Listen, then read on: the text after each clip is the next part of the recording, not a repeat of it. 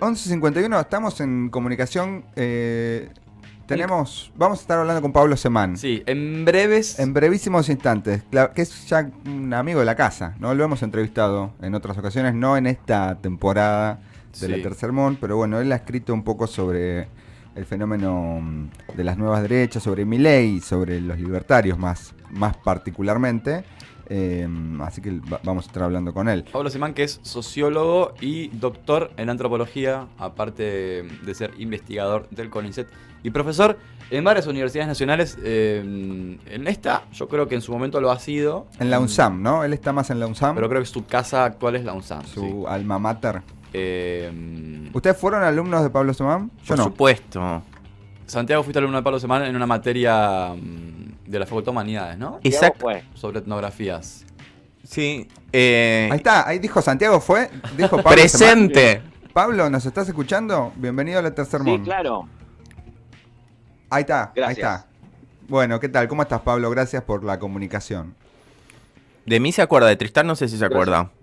Gracias a ustedes. Ahora sí, sí, me acuerdo, solo que antes los estaba viendo y ahora ya perdí la imagen y no me acuerdo lo que vi hace 5 segundos. Está bien. Bueno, mira, yo soy Manuel, me acompañan Santiago, que ya lo conoces, y a Tristán, que supuestamente ya lo conoces. Eso es lo que dice Tristán. Ahí está. Listo, que también lo conozco. Bueno, Pablo, te armamos esta comunicación un poco para charlar sobre el fenómeno libertario, sobre Milei, que ahora pareciera que se está pinchando un poco, o le están haciendo pagar algo así como un derecho de piso, ¿no? Hay como hay graves denuncias respecto a la manera en que construye su armado político en las provincias, sobre todo.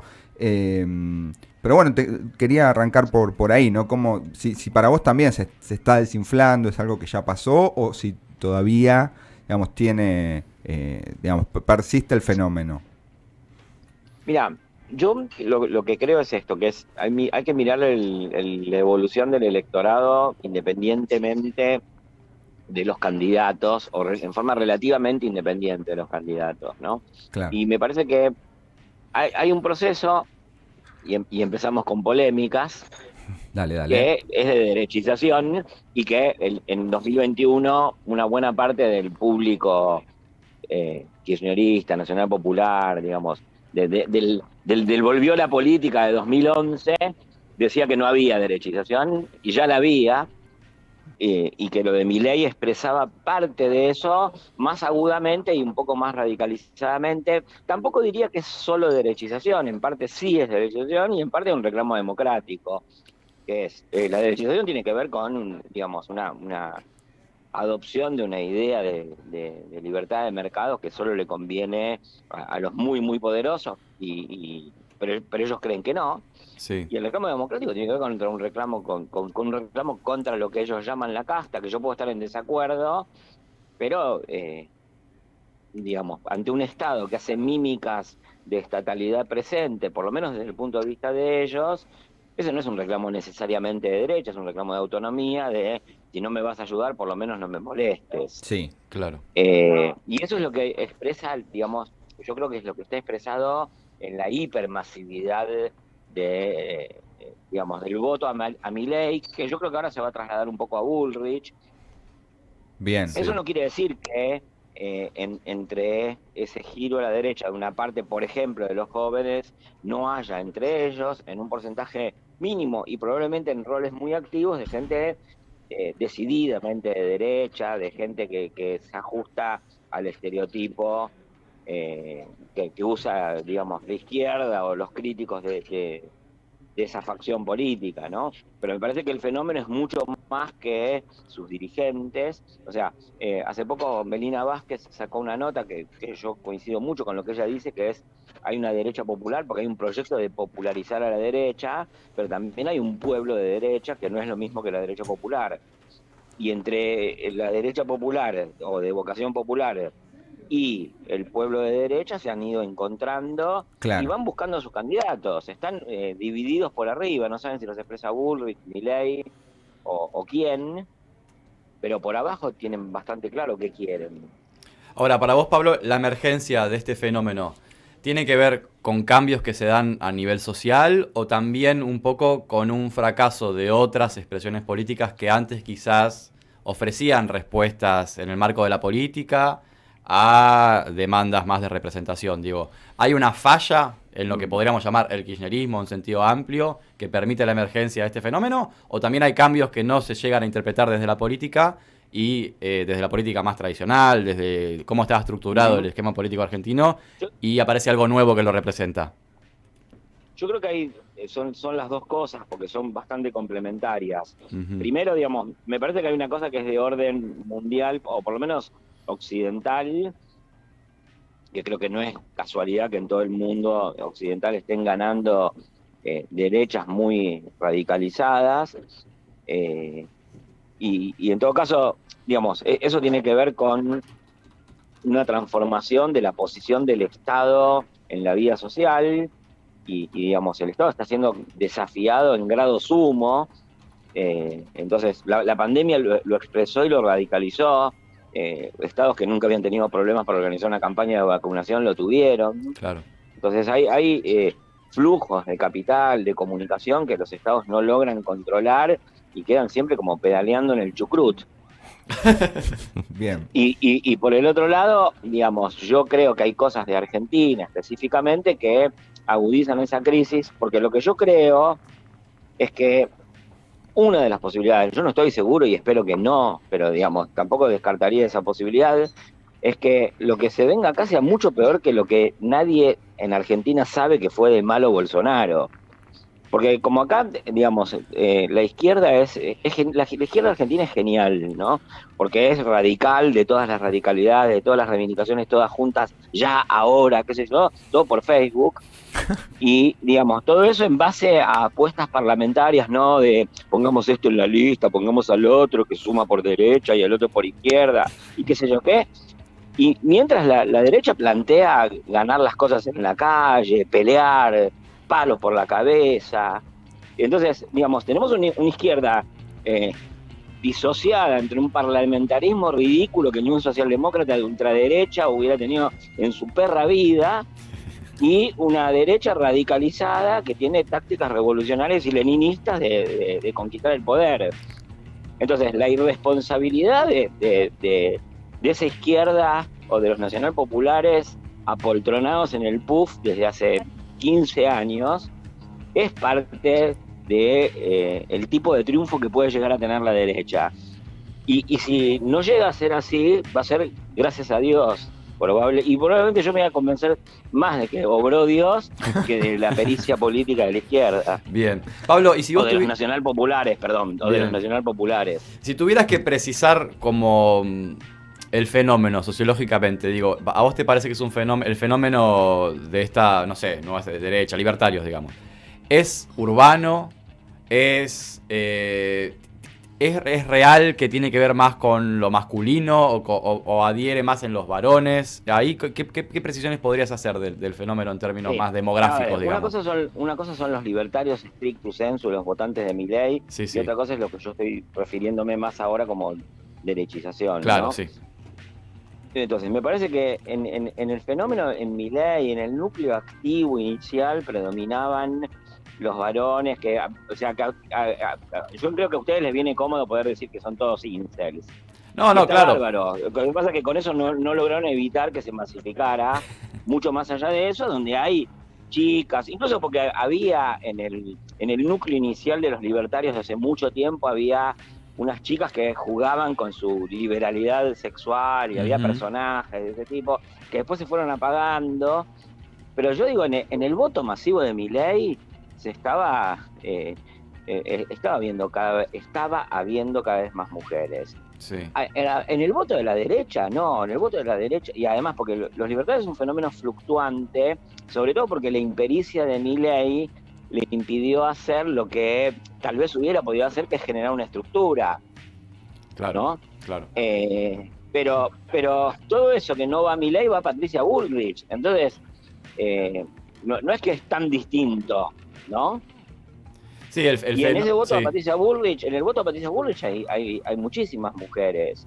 No, yo no veo que, digamos, o sea, más bien yo lo que diría ahí es un fenómeno, obviamente, social, no necesariamente de poca duración, donde esto ha ido avanzando, digamos, desde el bloque tradicionalmente antiperonista a una parte de los sectores populares que en general votaban al peronismo.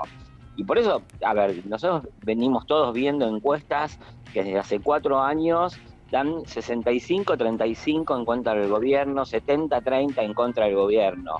Bueno, yo no creo que ahí sea solo, digamos, una élite libertaria, enfurecida, llena de incels, Claro. ¿no? O sea, estamos hablando del 70%. Claro. O sea, hay una mayoría.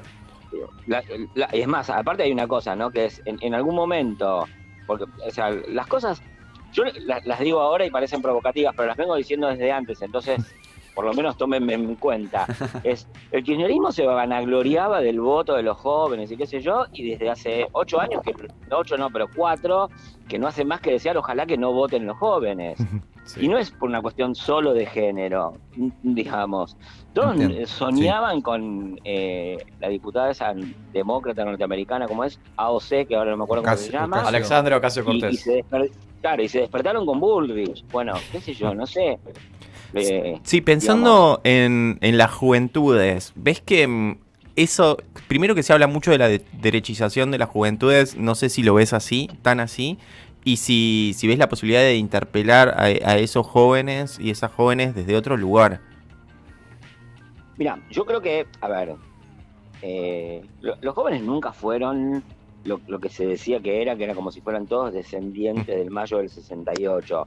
Había una parte importante de los jóvenes que podía hacer eso, digamos, pero no todos, nunca fueron, entonces no voy a decir que cambiaron tantísimo. Lo que sí cambió es que hay una juventud militante, digamos, de una derecha masiva, y en parte por hartazgo de la situación y en parte por hartazgo del oficialismo. También es cierto, un oficialismo que en la práctica gobernó 20 años y bueno, ni Churchill podía zafar del odio al oficialismo que tenés cuando gobernás 20 años. Entonces, ahí vos lo que tenés sí es digamos, para los jóvenes que siempre vieron lo mismo, la búsqueda de una alternativa es una gran posibilidad, y ahí tenés sí una masificación de la derecha. ¿Cómo interpelarlos? Y a mí me parece difícil que vos los interpeles desde un lugar que para ellos tiene la fama de haber gobernado 20 años. No importa el interregno del primer macrismo, ¿no? Sí. Tal vez no sea, o sea, viste, o sea, la idea de que todo se hace militando, a veces tiene una especie de voluntarismo implícito muy grande, y bueno, por ahí no tengas posición de interpelación posible. Lo que sí yo creo es que uno puede hacer menos el ridículo, perder menos, y en lugar de perder 6-0, perder 6-4, que creo que en parte es lo que, digamos, de alguna manera ha venido haciendo el gobierno y el peronismo con su opción por Massa, que es tratar de minimizar el daño. Estamos en comunicación con Pablo Semán, que es sociólogo, doctor en antropología. Pablo, vos hace tiempo venís criticando bastante al kirchnerismo o a un sector del kirchnerismo en relación a esto último que dijiste, ¿no? También sobre cierto, no sé, desde 2011 más o menos, como cierto ensimismamiento o la endiosación de la figura de Cristina y su infalibilidad. ¿Cómo ves la elección medio a las apuradas, medio a último momento de Massa como candidato a presidente? ¿Te parece que, digamos, es una expresión también de ese ensimismamiento? ¿Te parece que es un intento de ampliar un poco más? Mira, yo lo veo como un intento bastante defensivo de, digamos, sobre todo en el momento en que se pensaba que Milei tenía una votación más alta, y Cristina lo dijo, que creo que fue transparente en eso, dijo, bueno, esta es una elección de tercios y el objetivo era no salir tercero, y Massa podía ser una candidatura para eso. Yo creo que ahora probablemente sea más probable pensar que el peronismo entre en el balotaje, y creo que es una opción que le permite al kirchnerismo tener un paraguas más grande que el kirchnerismo mismo, ¿no? Ajá. Más allá de que la mayor parte de los votos de masa vayan a ser de los kirchneristas, pero esto no es un mérito del kirchnerismo para mí, porque el kirchnerismo logró hacer un peronismo tan chico como el kirchnerismo. Y es más, yo te diría una cosa, parafraseando a Kirchner, pero al revés, los kirchneristas se llaman peronistas para subirse el precio.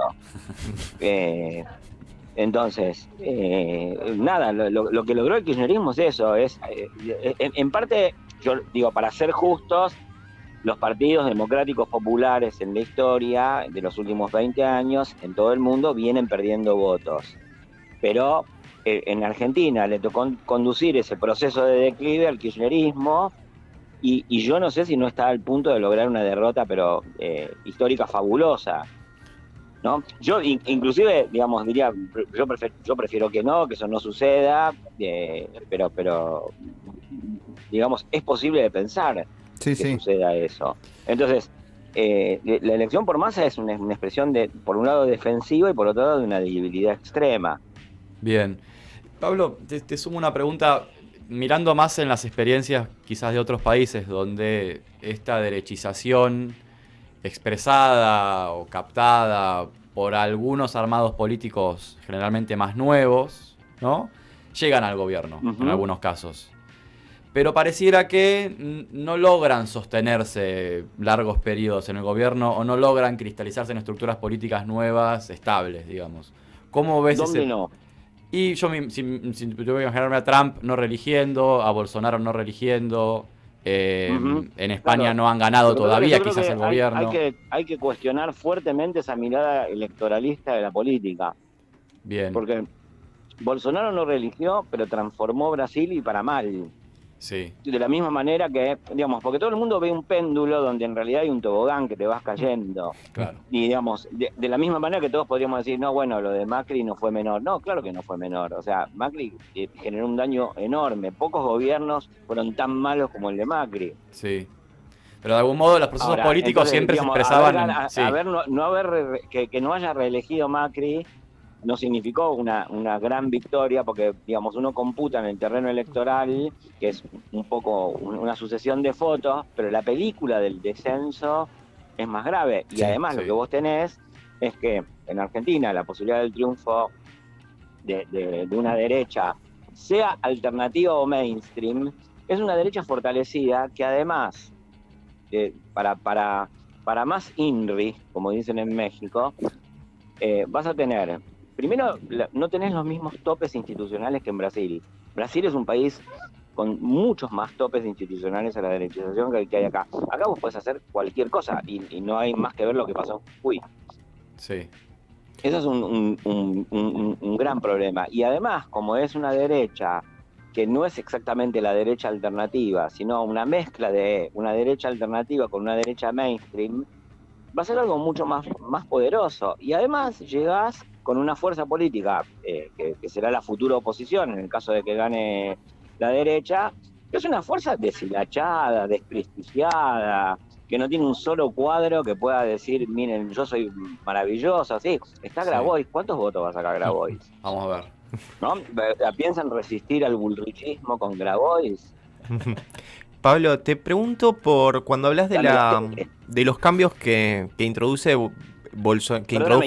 Y no hablo por Grabois, sino por digamos, cuál es el proyecto político, cuál es la configuración, de dónde sale todo eso, que sale de la degradación de una cosa que todo el mundo decía, no, porque en Argentina tenemos el peronismo, ¿no? Y eso nos hace distintos. No, no es tan distinto.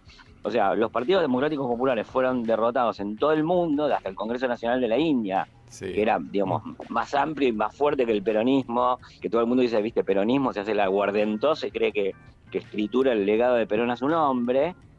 Y no hay excepciones.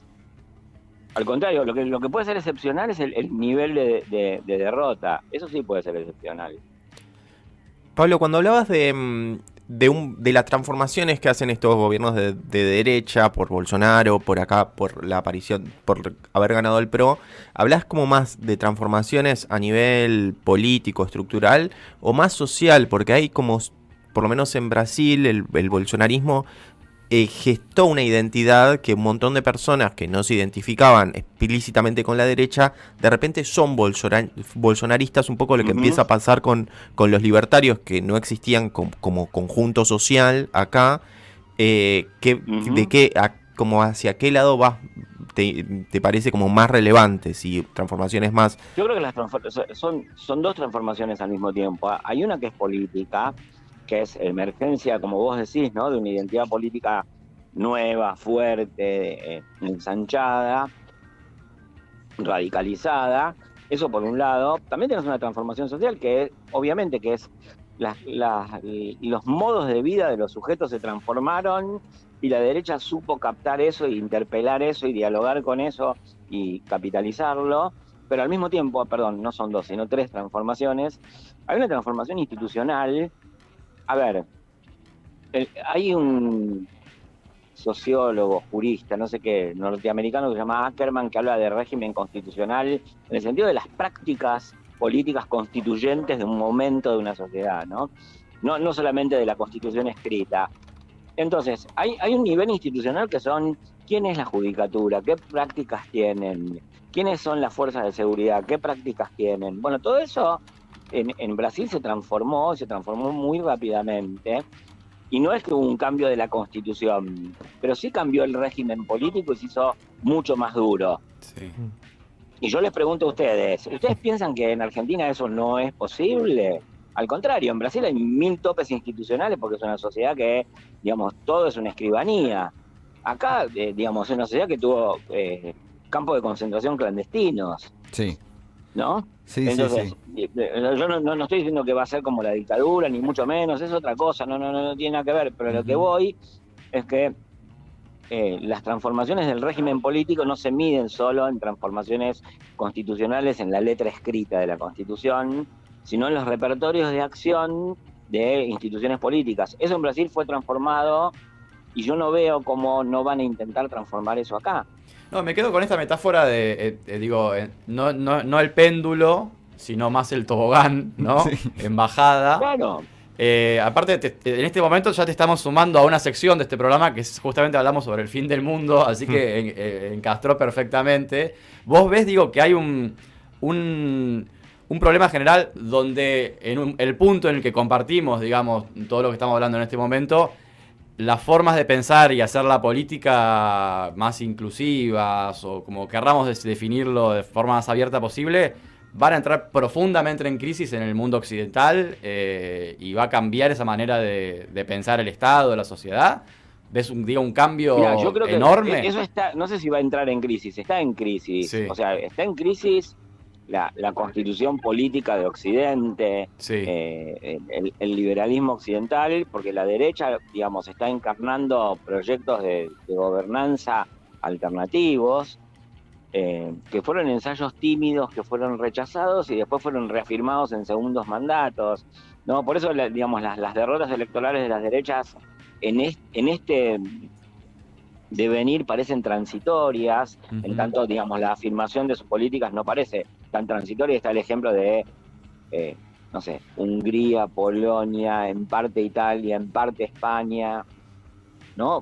Brasil mismo, donde, digamos, el bolsonarismo no está muerto, pero eso sí tiene que ver con una crisis de Occidente, del Estado, que a mí no me gusta, aclaro, pero digamos, donde yo creo que el punto extremo de y para converger con ustedes en sus ideas catastróficas, yo no digo que se vaya a cumplir esto, pero sí tiene que ver con esto, que hay un tipo que tal vez ustedes lean y conozcan, que es Nick Land, que es un tipo que era el director de tesis de Mark Fisher y después se volvió de ultraderecha y se fue a vivir a China. Del aceleracionismo. Y el tipo, claro, y entonces el aceleracionismo de él, sobre todo, es una apuesta a lo que él mismo llama la salida, ¿no? Es el separacionismo de las élites. Claro. Y justamente es atacar la principal estructura de la arquitectura democrática de Occidente, que es lo contrario, pero él conoce bien esa literatura, es lo contrario de lo que decía un tipo que era un economista socialdemócrata muy razonable, que era Hirschman, y decía, bueno, hay dos opciones, o la salida o la voz, ¿no? Aunque sea con protesta. Y entonces, en relación al sistema social, las derechas están optando por la salida. Digo las derechas de Occidente, que Occidente es un mundo en crisis. Y la radicalización expresa la crisis de Occidente, también la crisis de las derechas. No están pudiendo organizar imperios exitosos. Bien. Pablo, vos de algún modo nos ponés, y yo estoy un poco de acuerdo, digamos, con lo que decís, en un lugar de mera resistencia, incapaz de ver lo que nos está pasando. Sí, y, en un y- cumple, claro, estamos en un cumple. Según... ¿Te parece que habría una Yo no sé si posibilidad? ustedes son incapaces de verlo. Yo lo que digo es el sentido común del Sí, sí. nacionalismo No, no. popular que, digamos, que hace listas parlamentarias en nombre de un leninismo imaginario. ¿Te parece que habría una forma de hacerlo distinto o solo queda seguir en el tobogán, digamos? Porque nosotros no vamos, digamos, a presentar lo otro. Siempre se puede hacer algo, obviamente. Pero que ese digamos, algo no sé, es si quizás quieren- el control si de quieren daños nos reunimos y también. vemos qué hacemos. Claro. Yo lo que digo es que no se puede, digamos, creer que se puede hacer lo mismo que se podía hacer hace 10 años. Bien. Está bien, perfecto. Pablo, te agradecemos No, esta eso, o sea, comunicación. es como el Sí. tipo que, no sé, a los 50 años va a jugar un partido de fútbol y cree que tiene 30. Y bueno, te lesionás. Está bien, no, quedó clarísimo. La verdad que las metáforas muy atinadas, la del tobogán impresionante. Pablo, te agradecemos la comunicación, te vamos a seguir molestando seguramente en otra oportunidad, después de las elecciones, quizá, a ver Dale. qué pasó. Esperemos que nada sea tan grave como lo imagino. Esperemos. Te mandamos un abrazo. Gracias, Pablo. Gracias. Otro grande para ustedes. Era Pablo Semán, sociólogo, doctor en antropología y que nos deja muy arriba para el fin de semana. Estoy completamente destruido. Sí, no. Lo peor es que estamos de acuerdo Lo con peor él es que en tiene parte. razón. Claro. Solo queremos discutirle en Pero lo función dice de como- que no sea tan- ¿Por qué lo dice porque tan no sea crudo, Pablo? ¿Por qué lo dice tan crudo? Sí, me dan unas ganas de tomarme un vino. Vamos a escuchar Elástica. Esto es Connection.